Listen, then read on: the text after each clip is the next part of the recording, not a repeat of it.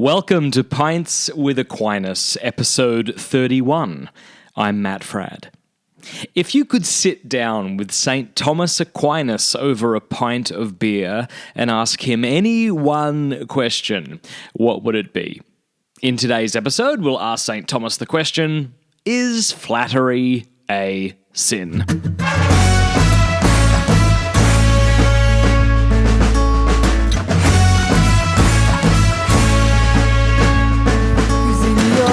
Thanks for joining us at Pints with Aquinas. This is the show where you and I pull up a bar stool next to the angelic doctor to discuss theology and philosophy. All right, let's just be honest.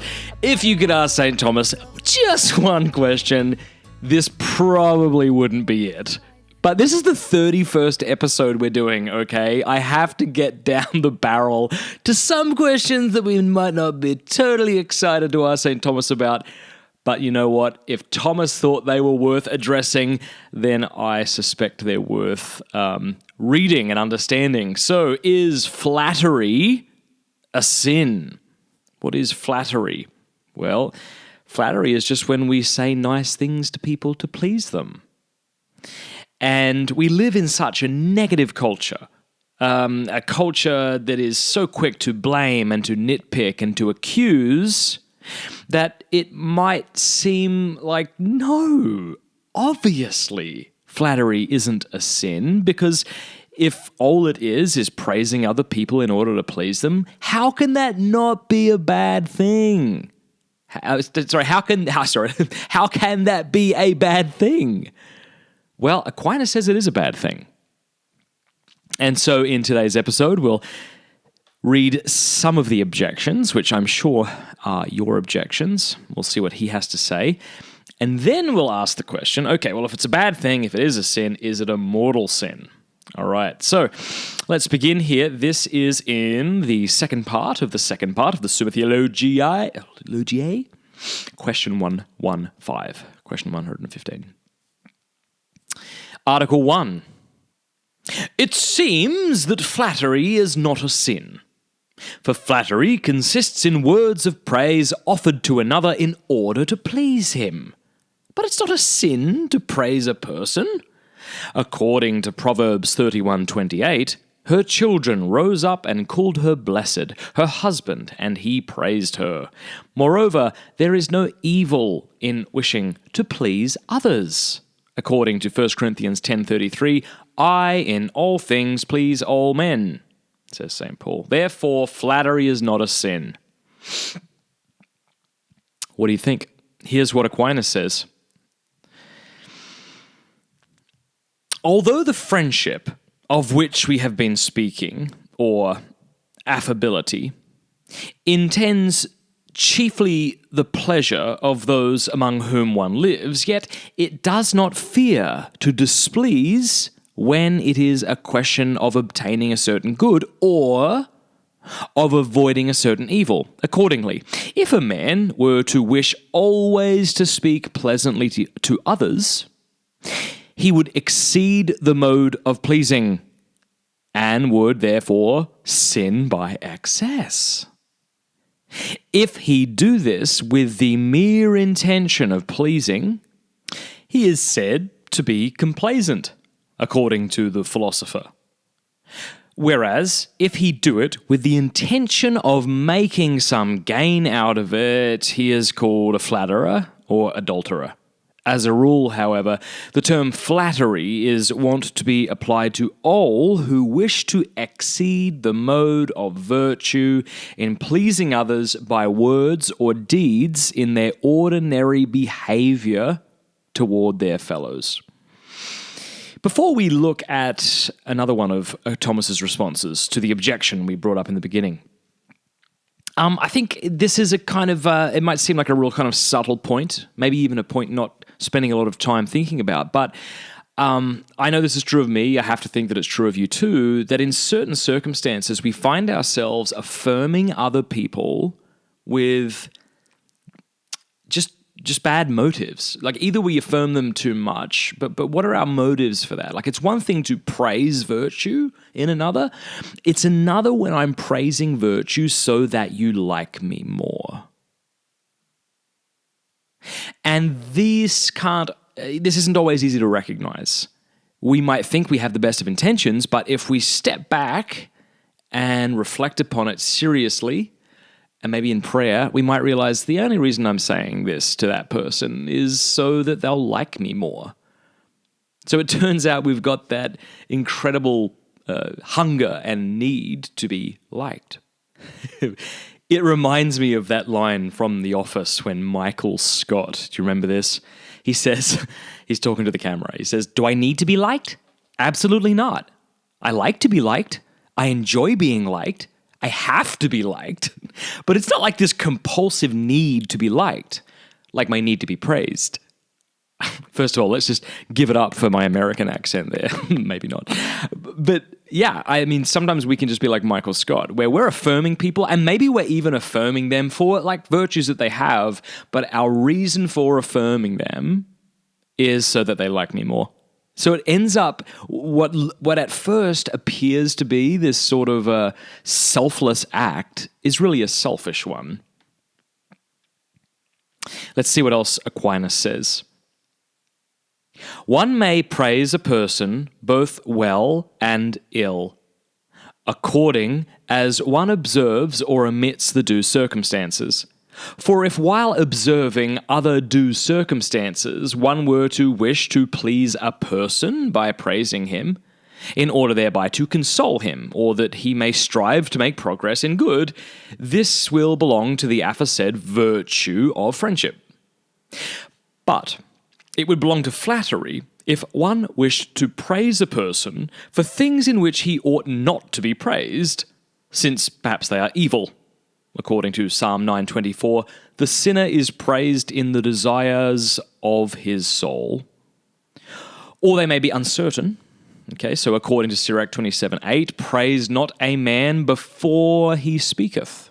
And again in Sirach 11:2, praise not a man for his beauty, or because there may be fear lest human praise should incite him to vainglory.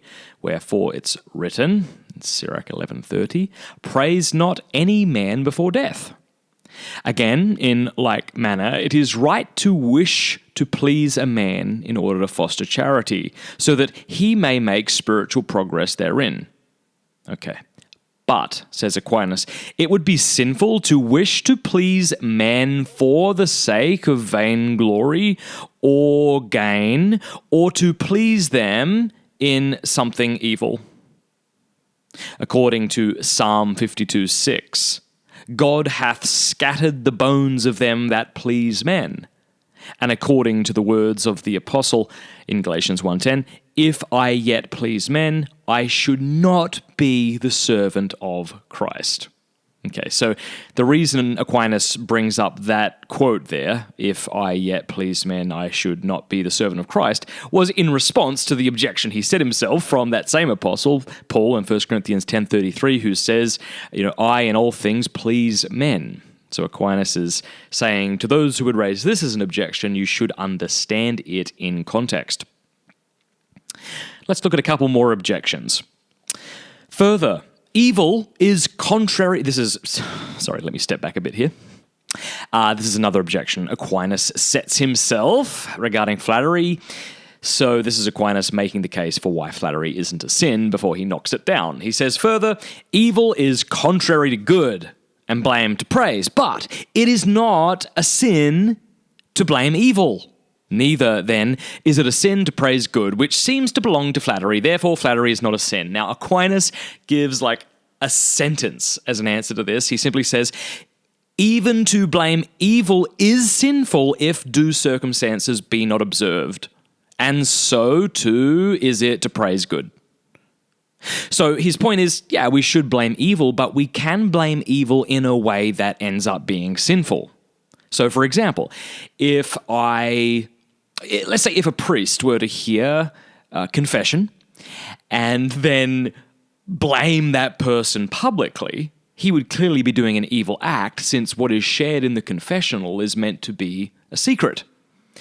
Or if a person should become angry when blaming his child, and start shouting and throwing things, he might be right to blame evil, but you can still do that in a sinful way. Here's the third objection from Aquinas. to himself. See, this is what's really cool. When you're really brilliant, like Thomas Aquinas, you can sit alone in your room and just argue with yourself because nobody else can compete with you. He says, further, detraction is contrary to flattery. Wherefore Gregory says that detraction is a remedy against flattery.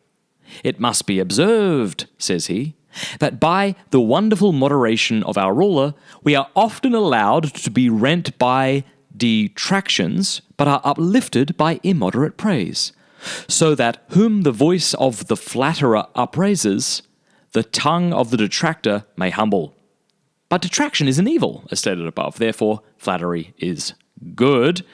And Aquinas, in response to that, says, nothing hinders two vices being contrary to one another. Wherefore, even as detraction is evil, so is flattery, which is contrary thereto as regards what is said, but not directly as regards the end, because flattery seeks to please the person flattered, whereas the detractor seeks not the displeasure of the person defamed, since at times he defames him in secret, but seeks rather his defamation. Okay, we're going to take a quick break now, and when we come back, we will ask the question, okay, flattery is a sin. Is it a mortal sin? My name is Gomer, and I'm the co-host of Catching Foxes. Catching Foxes. I would like to tell you about something more important than my podcast. What? Pints with Aquinas. Pints with Aquinas. Matt Fradd actually wrote a book on 50-plus deep thoughts from the angelic doctor. Pints with Aquinas. Here's the deal. Beer is easily lovable, but medieval monastic philosophers, they can be quite intimidating. Yet in this short, pithy book, and I don't use that word often. In fact, I never use the word pithy, but I'm going to use it here, and you're going to agree with me. Matt Fradd made the greatest mind in the history of the church as easily accessible as your favorite beer. You'll laugh. You'll cry. Well, you won't cry, but you'll laugh, and you'll discover that this old school philosopher's wisdom is just as relevant today as it was back then. So do yourself a favor. Get a copy of this enlightening, pithy little book from Amazon right now. And when it arrives, pour yourself a frothy pint and dig in. You'll be glad you did. Welcome back. We're going to proceed to Article 2. Just a reminder to those listening that in all of these podcasts, what I've done is I've taken the text from St. Thomas Aquinas and I've put it into the description of each podcast. So, for example, if you're listening to this right now on iTunes, all you have to do is click the image and it'll flip around, as it were, or the text will come to the surface. I thought that would be really cool because I've had so many people say to me, I love this podcast, but I can't listen to it while I'm doing anything else because sometimes it's like really intense or difficult to wrap one's head around. So, for those of you who might be sitting and listening, maybe you're in a bus, and you want to read along, you can do that.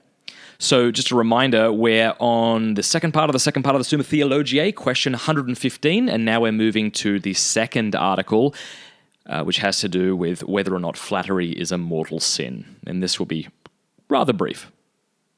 It seems that flattery is a mortal sin. All right, this is the objection that Aquinas wants to respond to, okay? For according to Augustine, a thing is evil because it is harmful. But flattery is most harmful according to Psalm 9:24, for the sinner is praised in the desires of his soul, and the unjust man is blessed. The sinner hath provoked the Lord. Wherefore, Jerome says, nothing so easily corrupts the human mind as flattery. Pause. We gotta pause. That's way awesome. We gotta just go back and read that. Nothing so easily corrupts the human mind as flattery. He's talking about you, folks. He's talking about me. Have you ever noticed that you could have 100 people tell you that you did a great job at something, but when one person critiques you, you get all offended by it, or it's the one thing that you can't stop thinking about? Doesn't that say a lot about your pride? Doesn't that say a lot about mine? 100 people say, great job, you've changed my life, that was amazing, or that book that you wrote, or, when you gave that talk, that was awesome, or when you said that to this guy and I heard you and I thought that was really great of you, or when you brought around dinner, to this person when they were feeling sick, that just shows that you're a good person, blah, blah, blah, blah, blah. But one person might say, I don't know, I disagree with you there. I thought that was a little vain of you, or I thought you talked too long, or I don't know, I didn't think you had that much interesting to say. That is all we think about. So what we need, what you need, what I need is to be humble, all right? And of course, as it's been said, humility doesn't mean thinking less about ourselves. It means thinking about ourselves less. And so back to this quote here from Jerome, nothing so easily corrupts the human mind as flattery. One, because we like to think of ourselves in a higher light as it is. And so we tend to want to surround ourselves with people who say good things about us. And we tend to shun those who have critiques of us. Or we'll start speaking negatively about them. We'll find things about them as a way of dismissing them. But really we need both, I suppose. But more than both, what we need is to be humble. Because if one is truly humble, it's like trying to paint the sky. You might throw a bucket of paint up in the air to try and paint the sky or paint the air. You won't be able to. And the reason for that is that obviously there's nothing there for it to stick to.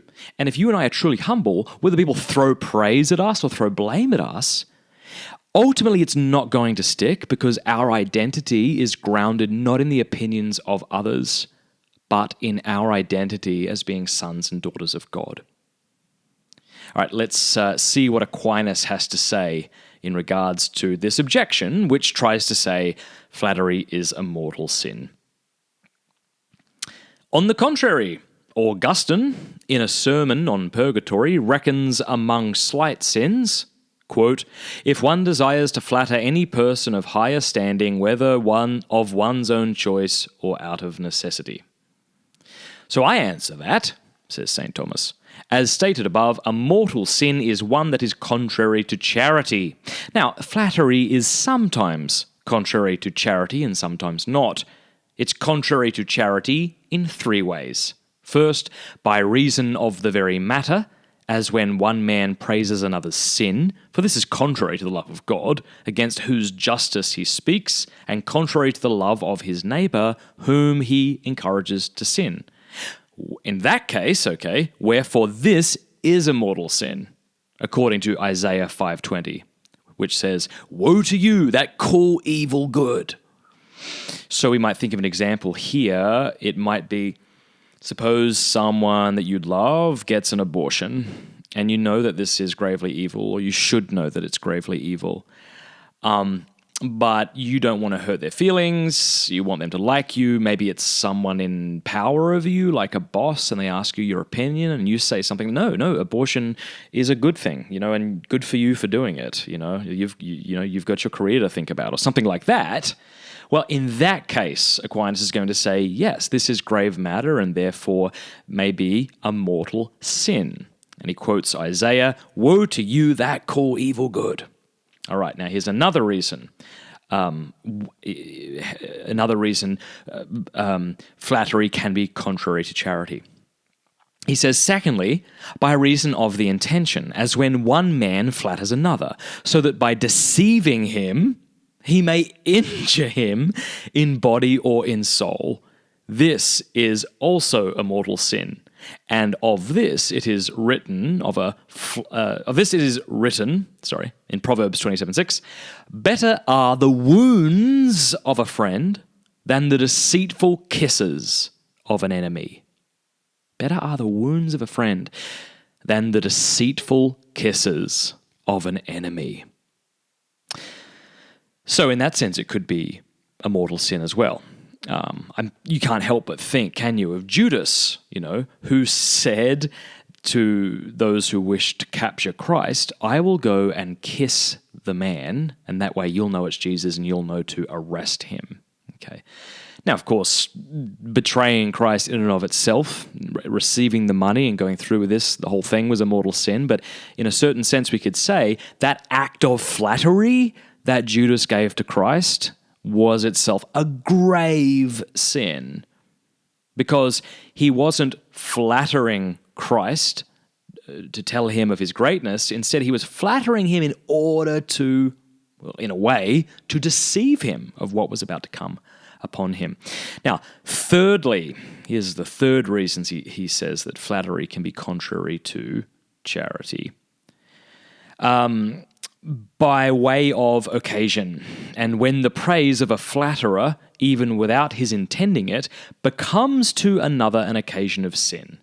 On this case, it is necessary to consider whether the occasion were given or taken, and how grievous the consequent downfall, as may be understood from what has been said above concerning scandal. If, however, one man flatters another from the mere craving to please others, or again, in order to avoid some evil, or to acquire something in a case of necessity, this is not contrary to charity. Consequently, it is not a mortal, but a venial sin. So what we spoke about earlier, when you say something nice to someone, maybe repeatedly, because deep down you want them to like you, well, that isn't a virtuous thing, but if we're not cognizant of it, it's certainly not a mortal sin, and may not even be a venial sin. And even if we know that we're doing it, in order to please that person, so they might like us, or to get something in the case of necessity, this wouldn't be a mortal sin either. But some interesting things to think about. Next week, I'm pretty excited about this one. We're going to be talking about confession. And the reason we're going to be talking about confession is that I've had people tweet me, at MattFradd is my Twitter handle, by the way, MattFradd, and tell me that they really want to hear Aquinas' opinion on the sacrament of confession. So we'll be listening to that. In the meantime, do me a favor. Would you please rate Pints with Aquinas on iTunes? That would mean a lot to me. Thank you very much. And also shoot me a tweet, and let me know what you thought of today's podcast. If I get your feedback, it helps me to adjust the episodes so that they're more interesting and more helpful. By the way, if you hashtag Pints with Aquinas, I will almost always retweet it. So you might want to do that.